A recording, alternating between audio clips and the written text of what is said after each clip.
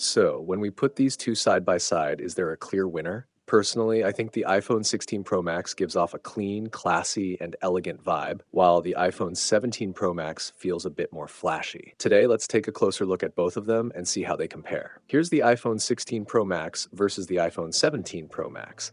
Let's break down the design differences in detail. The first thing you notice with the iPhone 17 Pro Max is the overall shape. The edges are rounder, the body feels more seamless, and the transition around the frame is much softer compared to the iPhone 16 Pro Max. That subtle change actually makes the grip more comfortable. But when it comes to materials, the story shifts. The iPhone 16 Pro Max uses a titanium middle frame, which definitely feels more premium and high-end.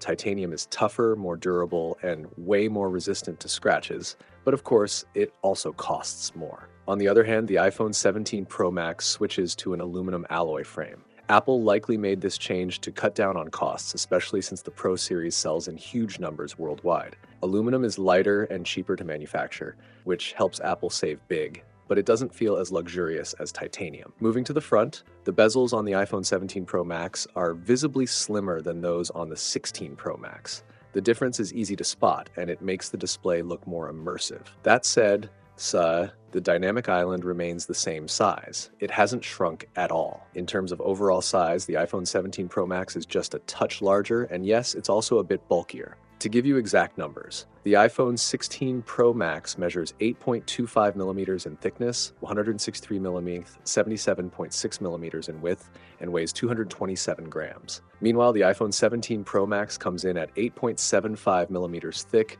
and 231 grams, so it's both thicker and heavier. After looking at these design differences, which one do you think looks better? The sleek elegance of the iPhone 16 Pro Max or the bolder design of the iPhone 17 Pro Max? And don't worry, this is just the start. Very soon, I'll be posting a detailed comparison covering the camera, battery, performance, gaming, and charging tests. So make sure to stay tuned and subscribe for that deep dive.